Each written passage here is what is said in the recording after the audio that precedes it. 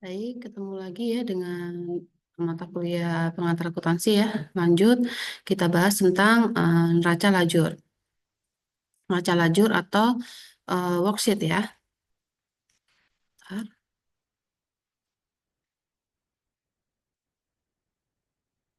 Nah, di sini worksheet ini dia tidak perlu dilakukan di siklus akuntansi, tapi dia membantu kita ya untuk mengurangi kesalahan ya semacam itu. Ini memastikan keakuratan kondisi keuangan ya. Jadi direkap ya. Kan nanti kita bikin apa? Ada neraca saldo, ada neraca apa namanya jurnal penyesuaian, terus neraca saldo setelah disesuaikan. Ya, yang memudahkan penjualan laporan keuangan ya, menggolongkan dan meringkas informasi neraca saldo dan mengurangi kesalahan ya. Tadi kan udah saya jelaskan ya, jadi saya hanya inti-intinya aja. Intinya ini hanya draft ya. Jadi hanya lembaran yang kita perlukan untuk mengurangi kesalahan. Ya, intinya itu. Jadi nanti kita masukin ya, udah ketahuan labanya gitu ya. Nah, kan kita mau bikin laporan keuangan ya, jadi memang harus sudah final semacam itu. Ya, memeriksa kembali data yang dicatat, membantu penyusunan laporan keuangan ya. Nah, ini tujuan utama memudahkan menyusun laporan keuangan dan menemukan kesalahan yang mungkin dilakukan. Itu sih intinya dari apa namanya worksheet atau neraca lajur. Nah, di sini bagian pokoknya ada neraca saldo, penyesuaian, neraca saldo setelah penyesuaian, laporan perhitungan laba rugi dan neraca. Nah, di sini yang menjadi tolak ukur yang benar-benar kita apa namanya teliti adalah di neraca saldo setelah penyesuaian, gitu ya. Nanti kita bisa bahas. Nah, ini yang kita pakai adalah 10 kolom. Biasanya ada 12 kolom itu termasuk laporan perubahan modal. Tapi biasanya yang dipakai adalah neraca lajur 10 kolom. Ya, di sini ada biasanya nomor rekening ya, nomor rekening, neraca saldo, penyesuaian, neraca saldo setelah disesuaikan NSD, laporan rugi laba dan neraca. Kalau ini yang 12 ya, ini ada perubahan modal. Tapi kita pakai yang 10 kolom. Nah, di sini ya, kita buat dulu yang pertama adalah apa namanya? Kolomnya ya, di sini ada nomor, nama akun, neraca saldo, debit kredit, jurnal penyesuaian, debit kredit, neraca saldo setelah disesuaikan, debit kredit, laba rugi, debit kredit, dan neraca debit kredit. Di sini jangan lupa dikasih judulnya, kodnya ya, misalnya PT apa, terus neraca lajur atau worksheet, dan di sini per berapa, gitu ya. Masukkan nomor dan nama akun, nah, di sini ya, kita masukin nomor dan nama akunnya. Nah, kalau untuk AJP, apabila ada AJP, taruh di bawahnya, jangan digabung di atas. Ya, kan ini neraca saldo ya. Nanti di sini totalnya, total dari neraca saldo. Baru kita buat nama akun yang tidak ada di sini dari AJP. Ya, jadi biar tidak double, jangan sampai double. Ya, jadi dari AJP itu kita lihat ada nggak yang di sini. Kalau nggak ada taruh di sini. Tapi kalau yang ada nggak usah. Biasanya di sini biasanya perlengkapan ya, perlengkapan piutang itu kan sudah ada ya. Jadi nggak perlu ditaruh sini. Nanti double, double nanti nggak tidak balance gitu. Artinya salah ya kayak gitu. Berlanjut ya memasukkan jurnal penyesuaian. Ya, jadi di bawahnya ya. Jadi nggak boleh digabung. Di sini ya, dengan masukin. Masukkan data neraca saldo setelah penyesuaian. Nah, ini yang paling krusial, yang harus dipahami. Yang banyak salahnya di sini. Salahnya itu di bagian mana? Nah, ini ya, dalam penjumlahan. Ya, saldo normal ketemu AJP dan hasilnya saldo normal. Gitu ya. Tergantung dia nanti apa namanya? AJP-nya seperti apa gitu ya. Contohnya di sini ya. Kas di sini. Kas, kalau misalnya dia tidak ada di AJP, langsung dimasukkan aja. Tetap di saldo normal. Intinya yang di sini ya, penempatannya harus sama dengan yang di neraca saldo. Ya, kalau di sini debit ya di sini debit, sini kredit. Tapi tergantung kalau dia memang ada apa namanya? Ini ya apa di kredit ya debit ketemu K yang lebih besar maka kredit ketemu debit saldonya tetap di kredit. Ya, itu tapi jarang. Biasanya yang ini ya. Maksudnya seperti apa nih? Biasanya ini jarang ya yang ini ya debit ketemu kredit yang lebih besar karena ini pengurangan ya. Nanti saldonya dikredit karena dia minus. Nah, tapi itu jarang. Nah, ini yang karena gampang ya untuk pengantar akuntansi 1. Jadi pokoknya di sini saldo normal, penempatannya dulu ya, penempatan dulu. Ini harus sama dengan yang di neraca saldo setelah disesuaikan. Itu ya kuncinya. Nah, karena kita ini carinya yang gampang dulu ya, tidak ada yang minus-minusan lah kayak gitu. Nah, baru di sini kita lihat nih ya, apa namanya penyesuaiannya. Jadi kalau memang tidak ada, tetap kita masukkan yang ada di neraca saldo ya, tetap semula. Baru misalnya piutang nih ya, dia saldo normalnya debit ya, ketemu debit tadi di jumlah, taruhnya di debit. Kalau misalnya dia debit ketemu kredit, nanti dikurang ya, 200. Misalnya ini yang 400 ditambah 35 sama dengan 435. Kan dia debit ketemu debit ya, taruhnya tetap di debit. Pokoknya dia penempatan sama. Ini saldo normal ya, saldo normal. Baru nih di sini debit ketemu kredit ya, 281 ketemu 250, dia masuknya ke debit juga, tapi dikurang. Ya, nah itu. Nah, kalau kredit contohnya seperti ini ya. Kredit contohnya seperti ini ya, pendapatan jasa 33,79 ya, 794 ketemu kredit, artinya di jumlah, taruhnya di kredit. Nah, kalau misalnya dia debit, misalnya nih pendapatan diterima di muka 409, ya kredit ketemu debit ada dikurang sama dengan 190. Gitu. Tapi taruhnya di kredit juga. Ikutin yang di sini. Ya gitu ya, gampang ya. Tapi biasanya salahnya di situ. Jadi yang menentukan yang kita pakai untuk neraca dan laporan laba rugi itu ini.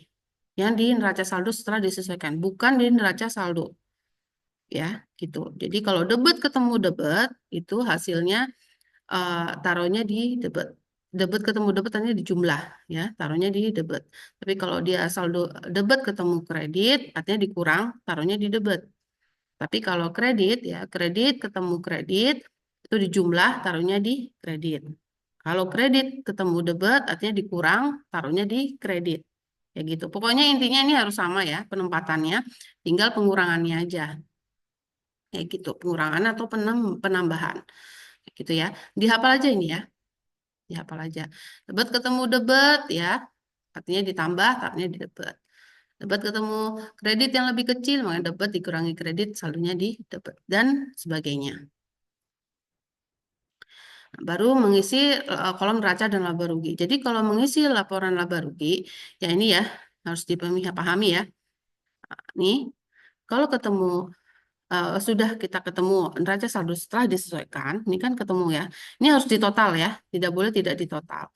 Nah, nanti eh, kita masukkan dulu yang laba rugi. Masukkan pendapatan, ya pendapatan di kredit, debetnya adalah beban. Nah, kecuali pendapatan diterima di muka. Pendapatan diterima di muka itu masukkan neraca.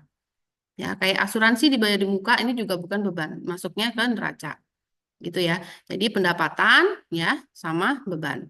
Nah, tinggal kita cari selisihnya nih ya. Kalau misalnya laporan laba rugi, pendapatan atau kredit harus lebih besar. Itu artinya laba. Ya, kredit karena ini pendapatan kita gitu ya. Jadi ini bisa kelihatan dia adalah laba. Tinggal dikurang aja, tinggal selisih ya. 34 dikurang 26 sama dengan 7. Baru kita jumlahkan di bawahnya. Sama dengan 34 ini harus sama.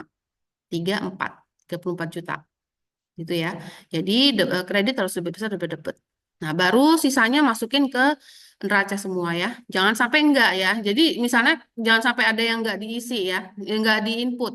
Misalnya di apa laporan laba rugi udah pendapatan dan beban. Tinggal cari yang sisanya semuanya masukkan ke neraca. Jangan sampai enggak ada yang dimasukkan ke neraca ya. Sisanya dari laba rugi. Masukkan ini semua dari sini ya datanya ya. Nah, yang dimasukkan adalah kas, piutang, dan sebagainya ya. Ini juga dimasukkan. Tinggal dipindah aja. Nah, intinya, nah ini beda dari laporan laba rugi. Laba rugi itu debetnya harus lebih besar, kan itu aset kita. Daripada yang kredit. Yang jadi bisa ketahuan ini udah laba. Ya, semacam itu. Tinggal dikurang, hasilnya 7 ya, ini harus sama ya. Ini harus sama, kalau beda artinya kalian ada salah. Baru jumlah harus sama dengan yang ada di debet 20.898. Ini dijumlah. 13 juta ini dijumlah 7 juta. Itu ya. Nah, ini contohnya ya, ada neraca saldo ya seperti ini. Ya. Baru ini AJP-nya. Ya, AJP perlengkapan lah dan sebagainya, penyusutan. Ini dibaca juga kalian baca ya. gitu ya. Kalian baca, kalian ini gitu ya, dipahami. Nah, ini jurnalnya. Jadi kalau misalnya asuransi sejumlah 500. Nah, ini artinya beban asuransi terhadap asuransi. Kan tadi kan udah bilang ya, apa namanya, dicatat sebagai apa namanya, harta. Perlengkapan tersisa di gudang sampai dengan 31 Januari 900 neraca saldo nih. Maka beban perlengkapannya 1.500.000 ya. Beban perlengkapan terhadap perlengkapan.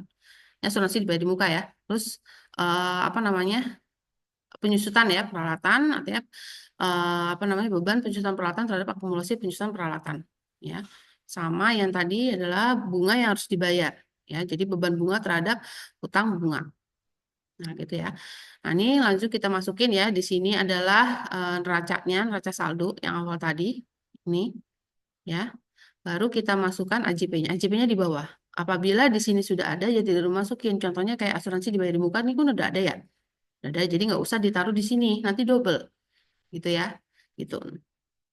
Nanti ditulis lagi perlengkapan kantor ya. Nanti kenapa Bu bisa aja tulis di sini kan balance juga nggak bisa ya. Karena nanti masalahnya ada di neraca saldo dan penyesuaian. Jadi kesannya piutangannya ada dua. Contohnya kamu tulis di sini ya, apa asuransi ya. Kamu tulis di sini juga ada di sini. Di sini dia kesannya 2.500.000 tetap nih, 2 juta. Padahal dia ada pengurangan. Di sini dia 500.000. Nah, itu salah ya. Padahal dia sebenarnya ada apa namanya penyesuaiannya, ada pengurangannya, gitu. Jadi salah nominalnya tuh bisa salah di sini, gitu ya. Nah, makanya kalau jangan sampai double. Jadi dicek dulu masukan yang di AJP ini, yang di sini, di bawahnya ini yang nggak ada di sini. Ya, kayak perlengkapan kantor dan asuransi dibayar di muka. Tinggal masukin di total. Baru kita bikin NSD-nya. Ya, ini 20, ini tidak ada, masukkan ke debitnya. Piutang usaha ya, tidak ada, masukkan ke debit juga. Nah, di sini asuransi dibayar muka 2.500 dikurangi 500.000 ya, sama dengan 2 juta, masuk ke debit. Nah, di sini juga nggak ada. Yang AJB lagi nih, perlengkapan kantor ya, 750 dikurangi 1.500 sama dengan 6 juta, masukin ke debit. Nah, baru di sini tinggal dipindah aja. Ya, karena kan dia tidak ada neraca saldonya, tinggal dipindah aja ke neraca saldo setelah penyesuaian. Pindah aja ya, dapat kredit tinggal dipindah. Nah, baru ke laba ruginya kita pindah yang pendapatan sama beban. Yang tadi ya, ini pendapatan, ini beban. Nah, di sini bisa kelihatan ya, pendapatannya lebih kecil daripada bebannya. Artinya dia rugi. Masukinnya di kredit. Nah, ya, gitu. Tinggal ditambah, ini totalnya sama 12.500.000. Baru yang neraca kita pindahkan semua yang ada di sini ya, yang kecuali dari laba rugi. Ya, di sini bisa kelihatan kreditnya lebih besar daripada debit. Jadi kewajibannya lebih besar daripada asetnya. Ya, nah ini 2.500.000. Tinggal apa ditambah aja sama dengan 87.500, 87.500 ya. Dipindahnya di debit dan kredit di tengah-tengah. Kayak gitu ya.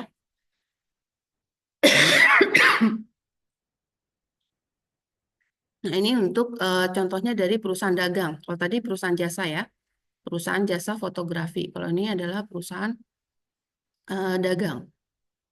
Ini AJP-nya, ya, AJP-nya. Ini kita tinggal masukin ya. Ini. Nah, perbedaannya di sini adalah waktu kita memasukkan itisal laba rugi. Ya, itisal laba rugi ini tidak boleh diselisihkan karena dia memang sudah menjadi aset di kredit dan harga pokok di laba, gitu ya.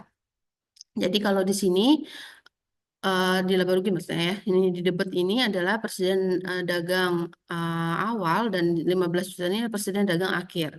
Jadi ini nggak usah diselisihkan ya, lanjut aja sampai ke laba rugi. Dia masuknya ke laba rugi bukan di raca, karena laba rugi ini dia termasuk perhitungan di HPP ya. Kalau kita bikin laporan keuangan itu kita harus ngitung HPP-nya dulu. Nanti kita bahas di materi berikutnya ya. Jadi kita tinggal masukkan aja ya, itu laba ruginya ke samping. Ya, ini sama kayak yang tadi ya.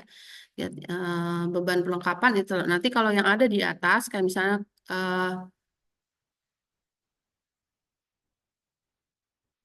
nah ini apa namanya? Ada yang di atas ini saya juga bingung kenapa nih kas ya. Ini apa namanya? Tinggal dikurangi aja ya. Ini tinggal ditambahkan di sini ya. Ini kayaknya pendapatan diterima di muka ya.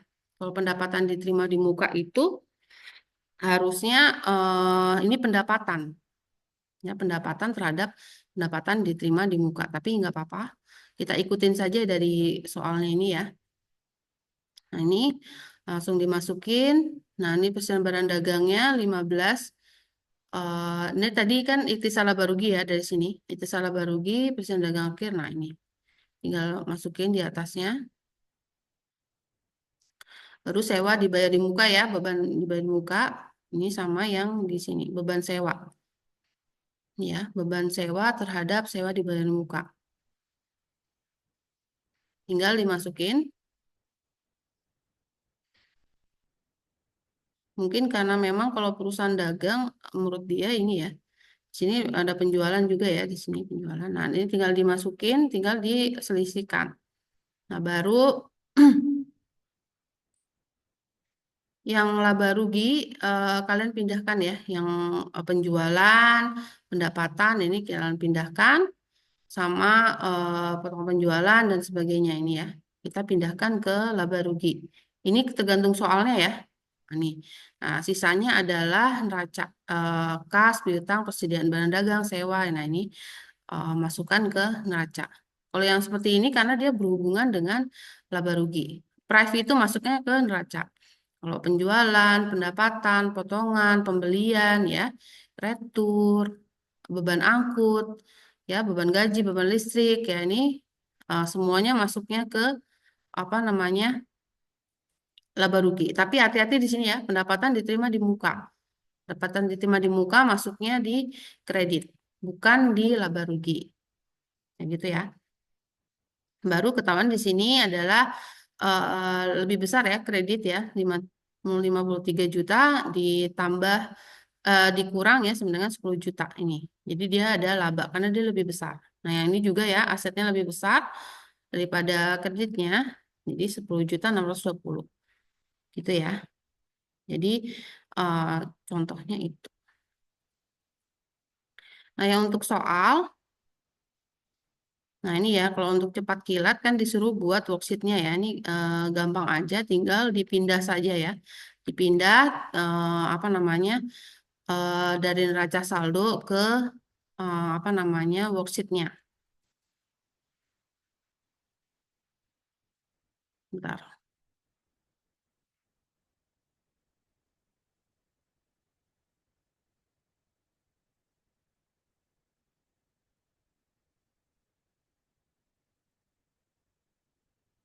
Ini cepat kilat ya. Sini kita tinggal masukkan neraca saldonya dulu, baru yang di sini sisanya adalah AJP-nya. Ya, AJP-nya tinggal kita pindahkan saja ke neraca saldo setelah disesuaikan. Ya, di sini kas apa namanya? Dipindah ke debit ya. Ini terus ini piutang usaha, debit ketemu debit sama dengan dijumlah ya. Sini debit ketemu kredit dikurang. Masukkan di debit. Ya, sampai ke bawah ya. Di sini tinggal dijumlah totalnya 2.238. Jadi intinya di sini kesalahannya biasanya jangan sampai double sama yang di atas. Ya. Cari yang kalau yang sudah ada di atas jangan ditambahkan di bawah. Kayak gitu ya. Tuh, teliti aja sih sebenarnya ya. Baru pindahkan yang laba rugi ini ya. Pendapatan usaha sama pendapatan bunga taruh di kredit sama beban-bebannya masukin semua di laba rugi ya. Sama kecuali yang utang ya. Utang sama akumulasi masuknya ke neraca. Sama jasa diterima di muka masuknya ke neraca. Nah, di sini bisa ketahuan dia laba ya karena dia lebih besar kreditnya daripada debitnya. Ya, 596 ini kan harus sama. Tuh ya. Untuk cepat lihat lebih gampang ya, emang ya. Nah, yang untuk merah delima harus dipahami di sini itu salah berugi ya hampir sama kayak yang tadi. Tinggal dimasukkan ya AJP-nya, NSD-nya. Nah, di sini kesalahannya biasanya di sini ya, jangan sampai diselisihkan, tinggal dipindah aja. Ya, dan ini masuknya ke laba rugi, bukan di neraca. Ya, jadi beban apa namanya angkut pembelian ini masuk ke sini semua. Ya, nah hasilnya sebenarnya rugi ya 749.300. Ya, karena pemahaman kita itu jangan oh iya nanti di laporannya seperti apa gitu ya, bingung gitu ya. Padahal sebenarnya kita nggak langsung serta-merta yang ada di sini langsung menjadi laporan keuangan tuh enggak, kita hitung dulu. Ya, di sini kita harus menghitung harga pokok dulu ya, harga pokok dan berapa dulu. Nah, price itu juga bukan masuk ke neraca, tapi laba perubahan modal. Ya gitu ya. Jadi nggak serta-merta ini nanti di mananya gitu ya. Laba ruginya itu sebelah mana. Padahal kan sebenarnya kalau persediaan ini kita menghitung harga pokok penjualannya semacam itu. Termasuk dari pembelian bersih dan penjualan bersih. Gitu ya. Jadi lebih ketelitian aja sih kalau di neraca saldo ya. Neraca saldo itu lebih lebih kita lebih aware lagi di neraca saldo setelah disesuaikan semacam itu. Ya, baik untuk worksheet gampang ya. Yang penting bagaimana kalian memahami debit, kredit, perlakuannya seperti apa di NSD. Nah, fungsinya untuk apa? Kayak gitu ya. Jadi biar apa namanya jawabannya untuk posting ke laba rugi dan raca itu benar. Kayak gitu ya. Jadi kalau di sini raca saldo setelah disebutkan salah ya di laba rugi dan racanya salah ya. Gitu ya. Jadi ini totalnya harus benar dulu. Baru ini jangan lupa ya untuk dilihat selisihnya. Itu aja ya. Baik, sekian dulu dari saya. Apabila ada yang kurang dimengerti bisa bisa bertanya ya langsung. Semoga ini bisa membantu mengingatkan kembali tentang worksheet. Sekian, terima kasih. Assalamualaikum warahmatullahi wabarakatuh.